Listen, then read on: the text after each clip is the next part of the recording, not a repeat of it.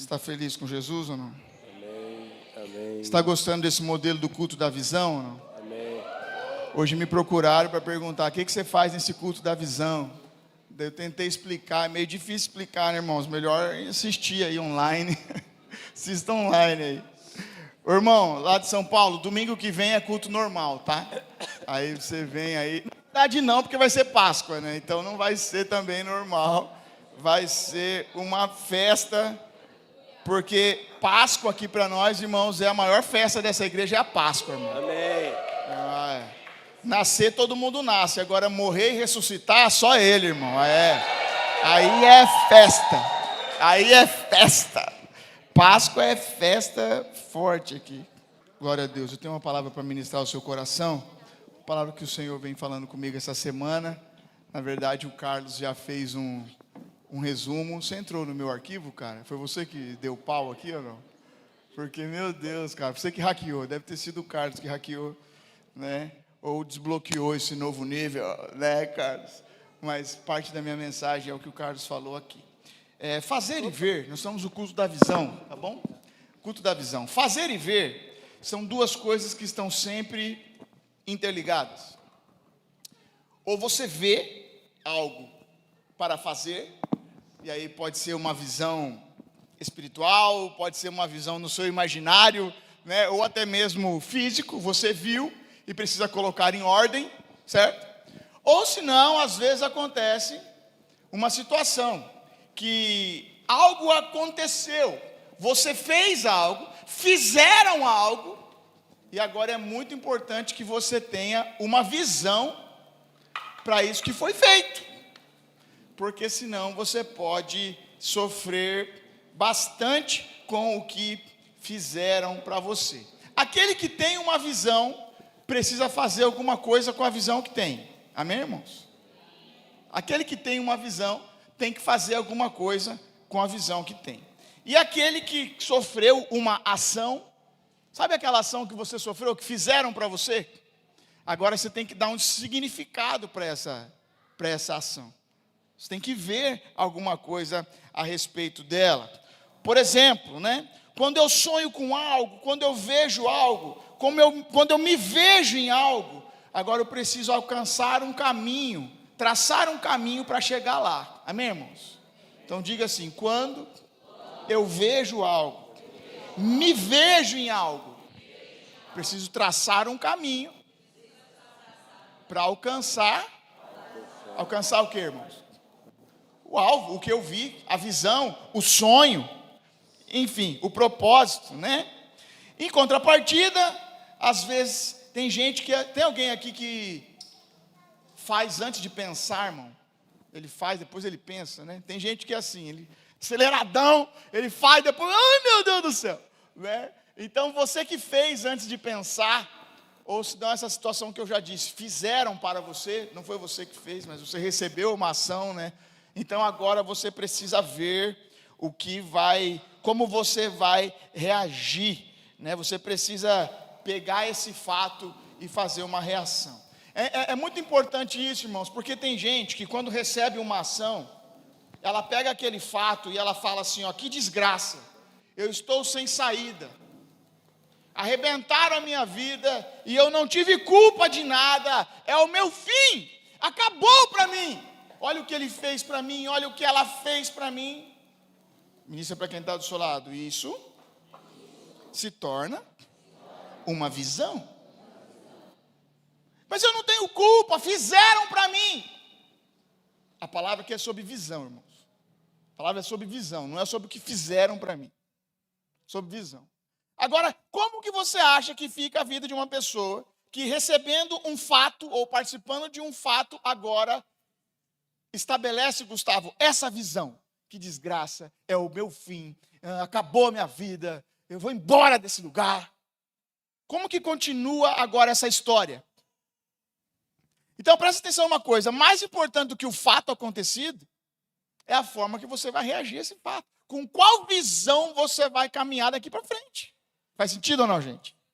Então, em contrapartida, outras pessoas pegam o mesmo fato e dizem, Deus é bom, Deus me preservou, eu continuo vivo, eu estou com saúde, eu vou encontrar força para me levantar e eu vou vencer.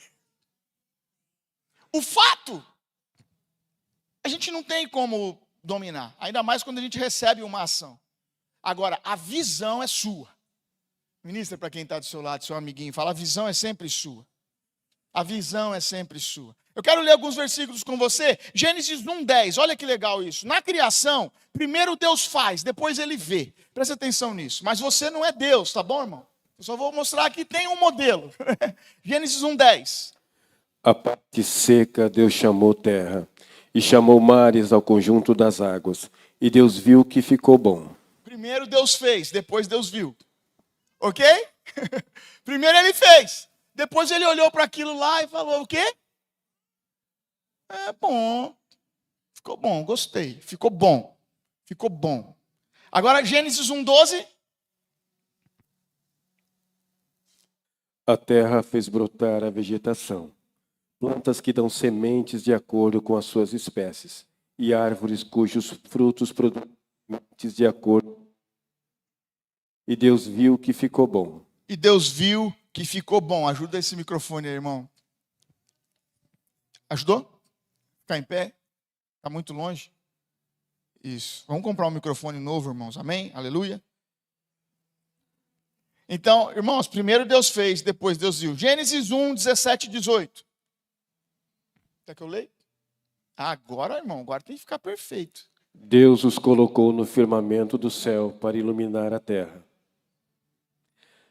governar o dia e a noite, e separar a luz das trevas. E Deus viu que ficou bom. Diga comigo, primeiro Deus fez, depois Deus viu.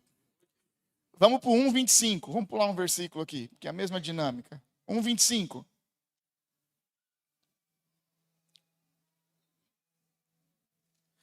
Deus fez os animais selvagens de acordo com as suas espécies, os rebanhos domésticos de acordo com as suas espécies, e os demais seres vivos da terra de acordo com as suas espécies. E Deus viu que ficou bom. E ele viu que ficou bom. Diga comigo, fazer e ver. Ver e fazer. Gênesis 1:31. E Deus viu tudo o que havia feito, e tudo havia ficado muito bom. Passaram-se a tarde e a manhã. Esse foi o sexto dia. Levanta a mãozinha para o céu e diz assim, ó, tudo que Deus faz fica muito bom. Fala isso. Vamos. Não, acredita no que você está falando. Vamos lá. Tudo que Deus faz fica muito bom. Se é a sua mulher que está do seu lado, se é o seu marido, fala assim, eu estou aqui, olha meu amor. Vamos, não perde a chance não, irmão. Depois você resolve o seu problema. Agora é hora de elogiar. Ficou vermelho, não elogiou. Gatinho. Tudo que Deus faz fica muito bom, fica muito bom. Agora presta atenção, quem que dá essa determinação depois de feito? Deus. Ele fez, ele olhou e ele disse, está muito bom. Sabe o que eu entendo aqui? Que Deus está dando um propósito. Deus está dando um destino. Eu fiz, ficou muito bom, vai funcionar bem. Vai funcionar bem. Eu fiz e vai funcionar bem. Após algo ter sido feito, é muito importante você ter consciência de qual declaração você vai fazer. Qual declaração, qual visão você tem estabelecido depois de algo ter sido feito para você? Qual visão? Porque a visão que você estabelecer depois de algo ter sido feito é a visão que vai nortear a sua caminhada agora. É a visão que vai nortear a sua caminhada agora. Esses dias eu fiz um velório do vô da Jaque, né, Jaque? E aí o Espírito Santo me deu uma direção. Que nós iríamos colocar uma pedra ali no túmulo do vô da Jaque, né? E a pergunta que eu fiz para a família é, qual pedra você vai colocar agora? A última pedra que você colocar nesse túmulo é a pedra que vai nortear a sua visão, a sua memória, a sua lembrança a respeito dessa pessoa. Você pode colocar uma pedra de raiva, ainda bem que morreu, essa desgraça, não aguentava mais, tomara que nunca ressuscite, né? Você pode colocar essa pedra. Você pode pôr uma pedra de gratidão. Meu Deus, obrigado por tudo que vivemos. Obrigado por cada semeadura, por cada sorriso, por cada alegria, por cada momento. Qual visão você estabelece no fato? Qual a visão? Diga comigo, ver e fazer estão sempre conectados. Agora, em contrapartida, Jesus, o Filho de Deus, que caminha na dependência, primeiro ele vê, depois ele faz. E eu acho que esse precisa ser o nosso modelo. João 5:19. Jesus lhes deu esta resposta: Eu digo verdadeiramente que o filho não pode fazer nada de si mesmo. Só pode fazer o que vê o Pai fazer. Porque o Pai faz, o filho também faz. Meu Deus do céu. Gente, se Jesus está se posicionando assim, tem alguém aqui que pode se posicionar diferente? O filho não pode fazer nada. Olha o que Jesus está declarando, diz. O filho não pode fazer nada. A não ser que...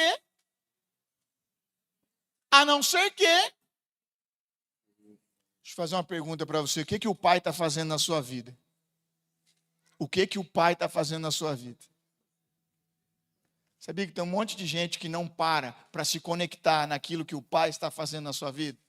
A Bíblia diz que desde a antiguidade Deus trabalha por aqueles que nele esperam, por aqueles que neles confiam. A Bíblia diz que não dorme, que não dormita o guarda de Israel. A Bíblia diz que ele trabalha.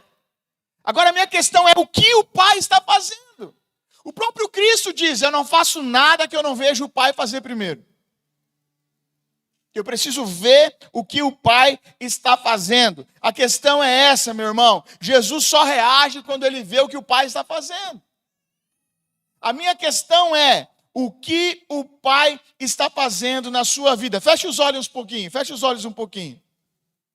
Feche os olhos um pouquinho, dá uma respirada bem funda aí, inspira. Se você ora em línguas um pouco. Se você não ora em línguas, diga Jesus, Jesus, eu quero perceber o que o Senhor está fazendo. O que o Pai está fazendo? O que o Pai está fazendo? Feche os seus olhos um pouquinho. Feche os seus olhos um pouquinho.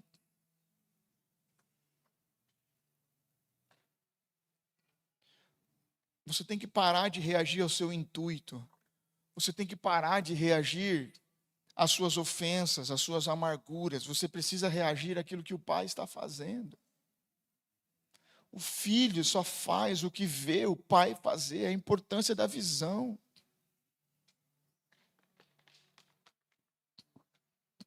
O que você está vendo vai determinar o que vai acontecer na sua vida. Quando o filho pródigo voltou para casa, o filho que estava em casa estava com uma visão toda deturpada, toda distorcida. O filho que estava em casa não estava vendo o que o pai estava fazendo. Você precisa ver o que o pai está fazendo. E o pai chama ele de lado e tenta explicar: meu filho, o teu irmão estava perdido, era morto, voltou à vida, veio para casa. Meu filho, hoje não é dia da gente justificar, não é dia da gente julgar, hoje é dia da gente celebrar, meu filho. O seu pai está fazendo uma festa, mas o fato do filho não ver com esses olhos deixou ele de fora. Pergunte ao Espírito Santo: Espírito Santo, o que você está fazendo? Diga isso: Espírito, me envolva naquilo que você está fazendo. Diga, Espírito, eu não quero ser um espectador daquilo que você está fazendo. Eu não quero ser um espectador, eu quero ser participante daquilo que o Senhor está fazendo. Declare. O Senhor tem uma obra poderosa para você, meu irmão. Isso não é jargão. O Senhor tem sonhos poderosos para você, para sua casa, para sua família. O Senhor tem misericórdia para ti. O Senhor tem graça para você. Em nome de Cristo Jesus. Mas eu preciso ter uma visão clara do que o Senhor está fazendo nesses dias.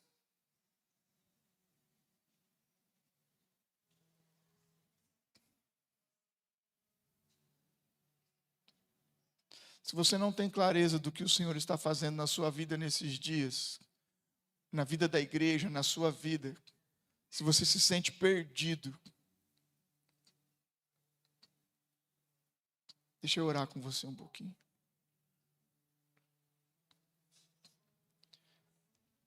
Se essa é a sua realidade, se enquanto eu falo isso, você está pensando, pastor, eu não consigo discernir nada.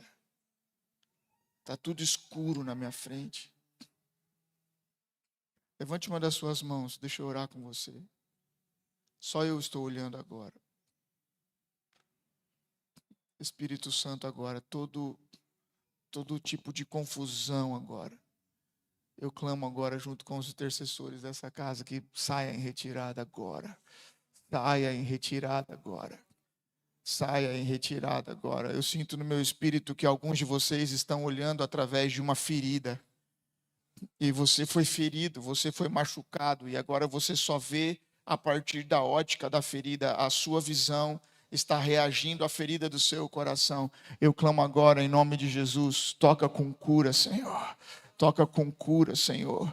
Cura, Senhor, cura o coração, tira toda a raiva, tira toda a raiz de amargura, tira toda, Senhor, raiz de depressão, que está tirando, Senhor, a alegria de viver, que está tirando, Senhor, a força para reagir, para se levantar. Agora eu clamo, Príncipe da Paz, se mova em nossos corações, Príncipe da Paz, entre nos nossos corações. Jesus, Príncipe da Paz, faça morada na minha mente. Declare isso, Príncipe da Paz, entre no meu coração, na minha alma, me encha de paz. Príncipe da Paz, afaste as negras e densas nuvens que estão conturbando a minha visão.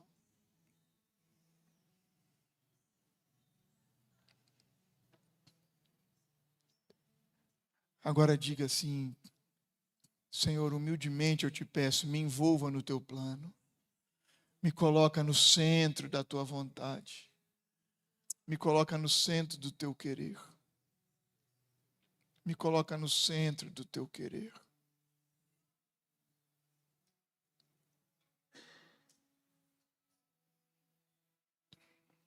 Em nome de Jesus. Nós somos uma igreja que temos uma visão. Nós somos uma igreja que ama a Deus, acredita no poder da oração e faz discípulos.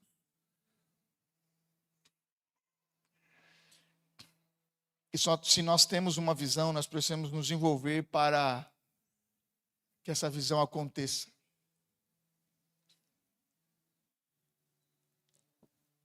Declare aí baixinho mesmo, diga assim, a Zoe tem uma visão. E se essa casa, se você pertence a essa casa, você tem que se envolver com a visão dessa casa.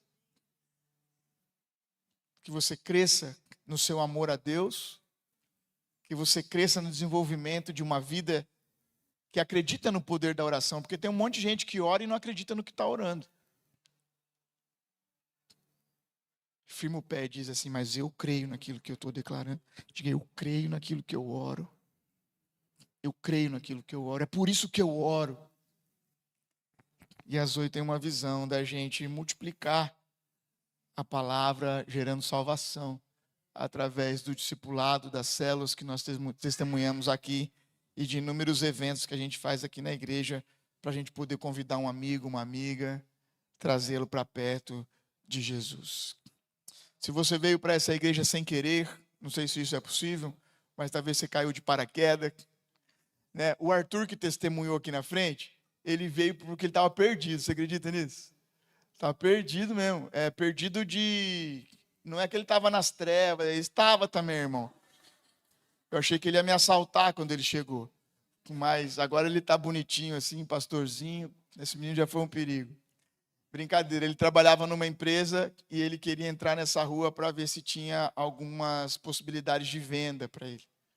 Então não tinha nenhuma possibilidade de venda e ele parou na frente da Zoe. Ele tirou uma foto, ele mandou para a esposa, amor, estou perdido. Achei uma igreja perdida aqui também, nós temos que se abraçar, né?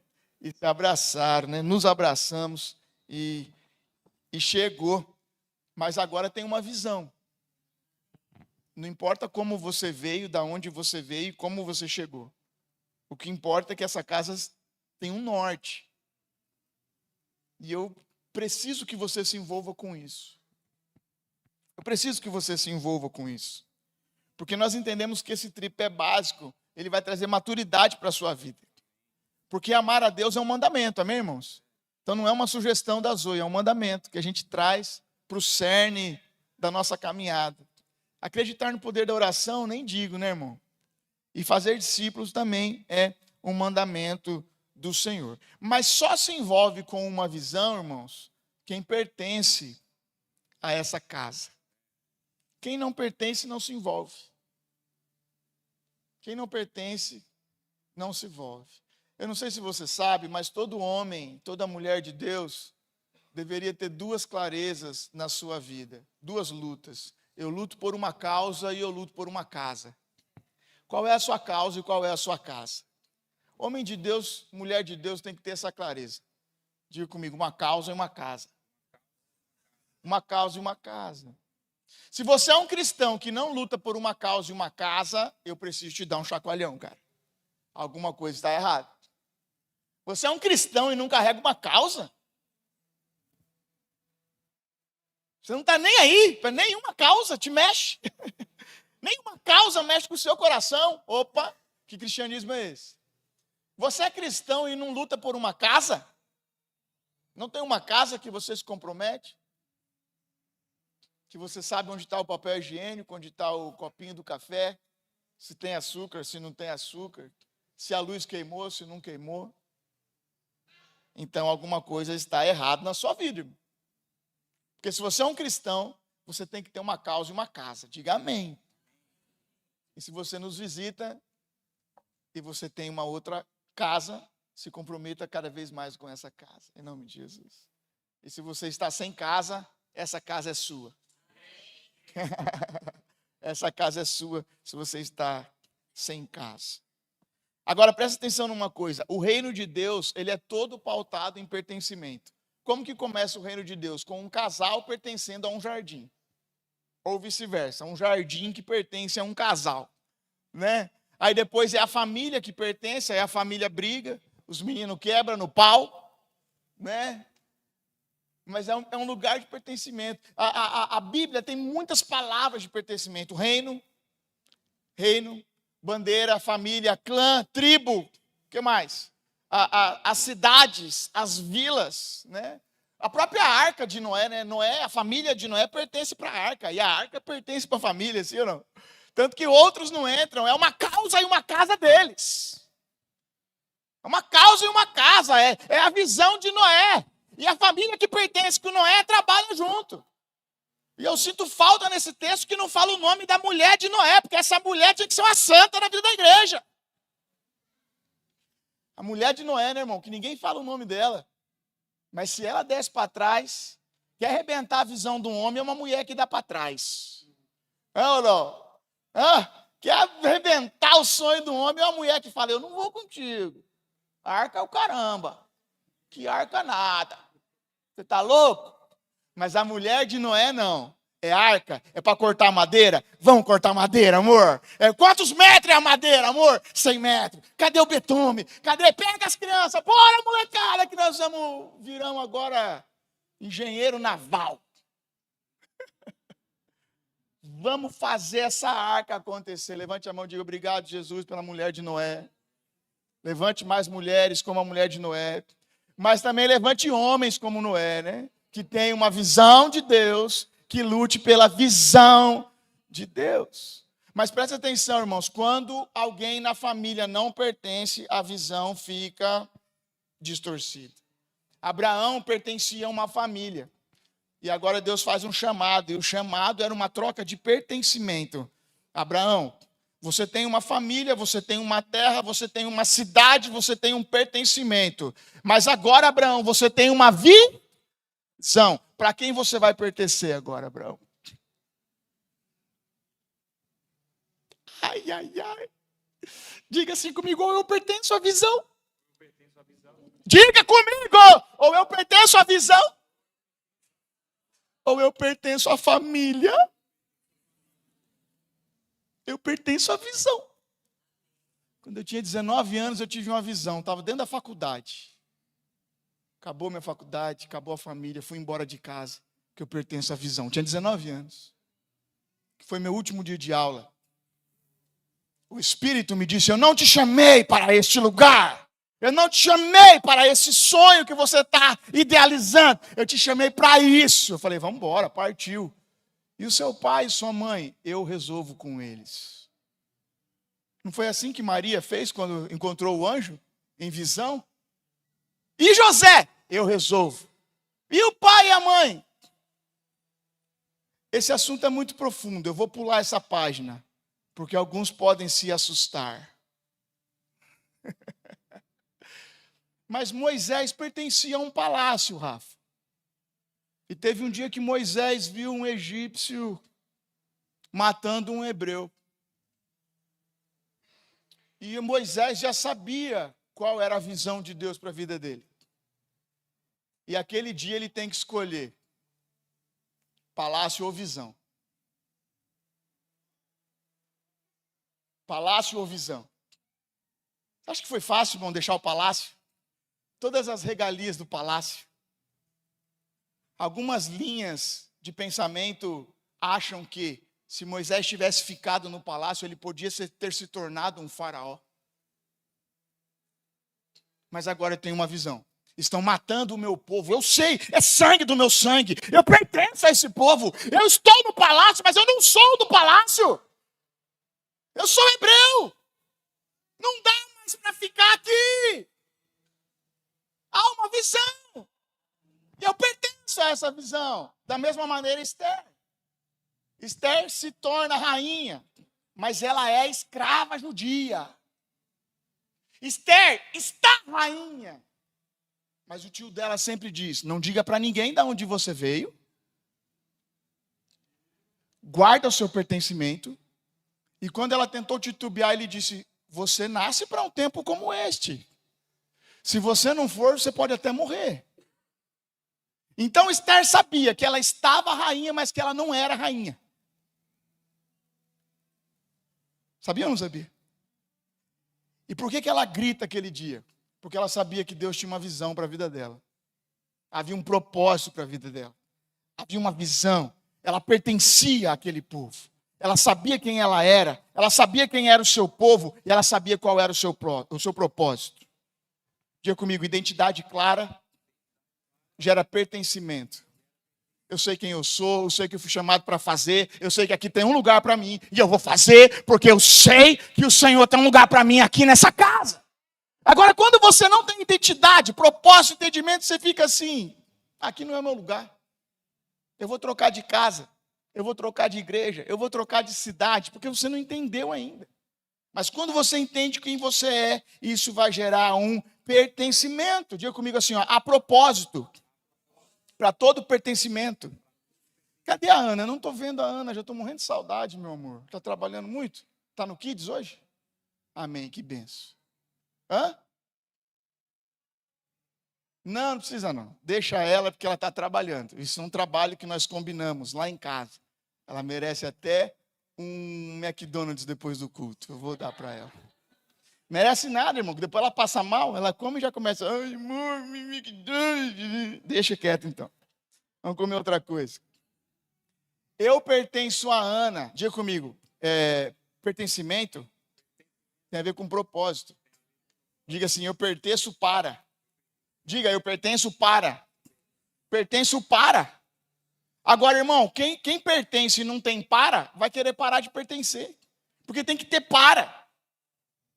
Ei, Esther, você pertence para. Moisés, você pertence para. Abraão, você pertence para. Eu pertenço a Ana me pertence. Uhul! E nós pertencemos para. Eu pertenço a ela, ela me pertence para quê? Para amar, para cuidar, para desenvolver. Sim ou não? E ainda, em contrapartida, tem que cuidar da sogra e do sogro. Porque quem pertence, pertence para. Você ri porque não é você, né, irmão? Não foi piada, isso é vida real. Glória a Deus. Quem pertence, pertence para. E vai ter um dia que nós vamos morar juntos. Porque quem pertence? Nos céus. Amém. Está com pressa? Está com pressa? Só no céu, ela falou assim. Ela tá, vai ser difícil ficar comigo. Nem ela quer. Mas não tem querer, irmão. Chega uma hora que precisa, né? Mas eu tenho clareza, irmão. Quem pertence, pertence. Agora, quem quer fugir dos propósitos, irmão, o que acontece? Imagine se eu estou casado com a Ana e chega um momento que ela precisa cuidar dos pais e eu digo, não vamos cuidar. Estou fora. O que acontece com esse casamento? O que acontece com isso? Não, mas tem amor, mas o que acontece? Qual é o filho que vai abandonar os pais? Eu não faria isso com os meus pais. Eu não abandonaria os meus. Eu não deixaria os meus pais. Vai gerar uma crise no casamento, se não até mesmo o fim dele. Porque quem pertence, pertence para. Você faz parte da igreja de Cristo? Você pertence à igreja de Cristo? Quem pertence, pertence para. Em nome de Cristo Jesus, cara. Em nome de Jesus. Você pertence à igreja de Cristo? Você sabia que a igreja é o lugar da noiva? Noiva de Cristo. A igreja não é o lugar da namorada de Cristo, irmão. Tem muita gente que vem na igreja achando que é a namoradinha de Cristo. Igual aquela adolescente que quer dar uma bitoquinha, quer dar um beijinho hoje aqui, dá um beijinho outro acolá. Aí marcou de ir no cinema, falta no cinema porque o pai não levou. Ou porque o pai não deu R$10. Ei, irmão, aqui não é lugar da namoradinha de Cristo, aqui é o lugar da noiva de Cristo. Que pertence a Ele, pertence para preparar o caminho, para amá-lo, para crescer em santidade, para clamar Maranata até que Ele venha. Pertence para, irmão, isso é um lugar de noivo, isso é um lugar de noiva. Não é um lugar de namoradinha, de namoradinho. Namoradinho está sempre... Por que namoradinho não passa para um outro nível? Porque ele está querendo trocar de namorada, cara. É sempre assim. Vamos noivar? Não, namoradinho. Por quê? Porque vai aparecer outra. Eu estou esperando outro. Eu sempre tive muita dificuldade nessa área minha amorosa, porque não parece, mas eu sou muito tímido. É verdade. É que vocês não são meus amigos das antigas. Para chegar numa menina, eu só chegava quando todos os meus amigos já diziam, ela tá afim de você, cara. Aí, todo mundo começava a dizer, ela tá afim de você, cara. Aí uma outra dizia assim, você é viadinho, cara? Aí eu, hã? Ah, então tá bom. Na verdade é o seguinte, irmãos, eu sabia que eu não pertencia àquela pessoa. Eu tive algumas namoradicas, e eu quero te honrar agora, sogra, você nem sabe disso. Eu nunca chamei a mãe de uma namorada minha de sogra, só você.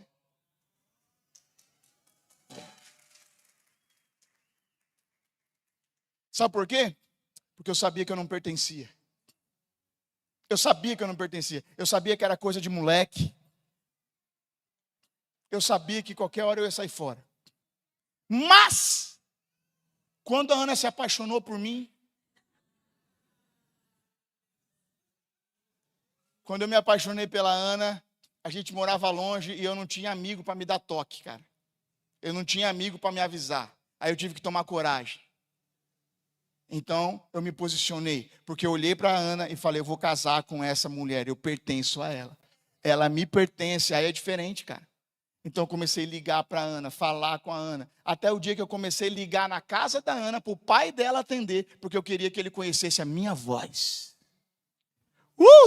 Porque eu falei, eu vou pertencer para essa família aí, cara. É diferente.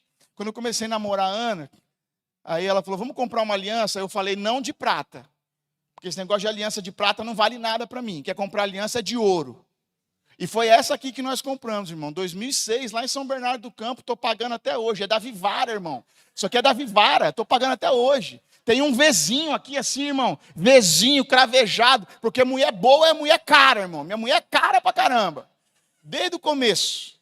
Falei, meu amor. Ela, se quiser, é assim. Ela tinha que estar aqui para se defender. Ela não está, eu falo o que eu quero. Ponto de vista, visão. Irmão, 2006, então, com 5 meses de namoro, eu comprei essa aliança aqui, ó. Porque eu vou pertencer a você. E você vai pertencer a mim. Então eu comecei a viajar para Porto Alegre, eu morava em São Paulo. Estou até hoje pagando passagem na Gol, cara. Pensa na luta.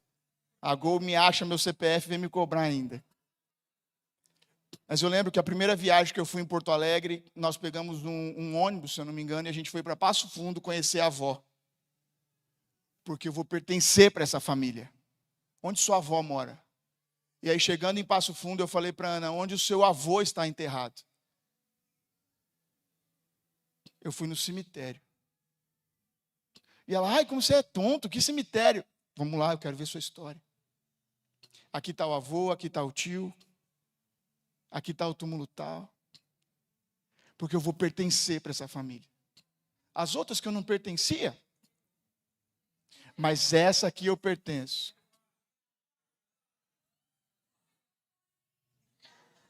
Agora fica com as crianças aí, irmão, que a noite vai ser longa, aleluia. Faz sentido, irmão? Eu vou pertencer. É um outro nível, eu vou pertencer. Agora eu pertenço. Deixa eu te fazer uma pergunta, irmão. Você pertence a essa casa? Você pertence? Você quer pertencer, irmão? Você quer pertencer ou quer ser uma namoradinha? Eu quero terminar com um texto aqui, a banda pode subir. 1 Coríntios 12, 13 e 14. Olha o que diz. A respeito da igreja, do corpo de Cristo. Ora, assim como o corpo é uma unidade, embora tenha muitos membros, e todos os membros, mesmo sendo muitos, formam um só corpo, assim também com respeito a Cristo. Pois é um só corpo, todos nós fomos batizados em um único Espírito, quer judeus, quer gregos, quer escravos, quer livres. E a todos nós foi dado de beber de um único Espírito. O corpo não é feito de um só membro, mas de muitos. Irmão, você é membro do corpo de Cristo, irmão? Você é membro, irmão. Você não pode falhar, cara. Você é membro. A gente sente a sua ausência. Tem um amigo nosso que está internado agora lá no Dona Helena com dengue. A gente sente a ausência dele. Era para ele estar tocando aqui. Foi por isso que eu toquei. Eu não sou músico. Eu estou aqui porque um amigo nosso está internado com dengue, cara. E a gente sente isso. Nós oramos por ele. Nós oramos pela família. Nós ofertamos na vida dele. De várias formas. Porque é um membro nosso, gente. É um membro do corpo. Que está em possibilidade de trabalhar, que está internado, que não vai ter renda, que está mandando mensagem para a gente pedindo, orem por mim, é um membro, nós estamos sentindo, é um membro. Você precisa sentir saudade dessa casa, irmão, e você precisa sentir saudade de quem faltou, porque nós somos um membro. Membro sente falta, membro ama, membro sente saudade. Eu sinto saudade de ficar um domingo fora daqui. Eu sinto saudade de não te encontrar. Talvez eu não converse tanto com você, mas eu sinto saudade. Eu sei onde você está, eu sei onde você senta. Eu sei. Eu sinto saudade. Você sente saudade, irmão? Porque só sente saudade quem pertence. Se você não sente saudade, você precisa repensar isso. Eu falei que era o último texto, mas agora é o último texto. Atos 9, 4, 5. Eu preciso ler esse texto. Olha que legal esse texto. Deixa eu só te fazer uma pergunta antes. Já apareceu na tela? Deixa eu te fazer uma pergunta. Quando Paulo era um perseguidor, ele era um perseguidor da pessoa de Jesus ou dos cristãos? Quem que Paulo perseguia? Quem que ele perseguia? Matava, prendia? Os cristãos, a igreja. E agora no encontro de Paulo com Jesus, de Saulo com Jesus, olha o que Jesus fala para ele. Ele caiu por terra e ouviu uma voz que lhe dizia: Saulo, Saulo, por que você me persegue? Saulo perguntou: Quem és tu, Senhor? Ele respondeu: Eu sou Jesus a quem você persegue. Mas você disse que Saulo persegue a igreja. Mas quem mexe com a igreja mexe com Jesus. Porque a igreja é o corpo de Jesus. Saulo, por que você me persegue? Ei, cara, eu nunca te vi. Tá doido? Nunca tive encontro contigo. Você persegue o meu povo. Você persegue as minhas ovelhas. E quem mexe com o meu povo mexe comigo. Quem mexe com o meu corpo mexe comigo. Saulo, Saulo, porque você me persegue, Saulo. Uau! É desse corpo que você faz parte, cara. É desse corpo que você é chamado a pertencer. Para de perseguir esse corpo. Para de ser uma namoradinha que quer dar uma pitoquinha nesse corpo. Coloque uma aliança com esse corpo. Tá chegando a hora de um casamento. Tá chegando a hora de um casamento. Tá chegando a hora de um casamento. casamento. Não é hora de ficar com Jesus. É hora de se tornar noiva dele. E dizer, eu vou contigo para onde o Senhor quiser que eu vá. Paulo, Saulo, por que me persegue? Eu nunca te vi, cara. Tudo que fizeste contra um dos meus pequeninos, tudo que fizeste para um dos pequeninos, a mim fizeste. A mim fizeste. Diga comigo, a igreja é o corpo de Cristo. Em nome de Jesus, diga comigo, ser igreja é amar uns aos outros. Ter saudade de quem está distante. E querer muito que novos irmãos venham para essa casa. Vamos orar? Jesus, te amamos, Jesus. Te amamos. Te amamos, Jesus. Queremos pertencer, Senhor. Nos dá esse senso de pertencimento à tua igreja, a igreja global de Cristo e a essa casa que o Senhor nos coloca para caminhar cotidianamente, diariamente. Você não vai pertencer ao corpo de Cristo, irmão, sem pertencer a uma igreja. A igreja é um modelo de pertencimento. Você quer ser igreja conosco, irmão? Você quer ser Zoe 2024? Você quer caminhar debaixo da visão que o Senhor está nos dando? Você quer ir para onde o Senhor está nos levando? O cumprimento de uma visão depende de você pegar em uma das pontas e fazer a sua parte, irmão. Hoje eu compartilhei um texto ali na sala de oração, dizendo que a igreja ia se edificando. Eu amei essa expressão, Atos 9:31. A igreja se edifica mutuamente, irmãos. Ei, irmão, cada vez que você fica longe, você está deixando de ser edificado e você está deixando de edificar alguém. A igreja ia se edificando mutuamente, a igreja ia crescendo em números, a igreja ia crescendo em temor do Senhor. Só tem bênção, irmão, para aquele que pertence. Chama as crianças, por gentileza, eu quero orar com todo mundo aqui. Amém.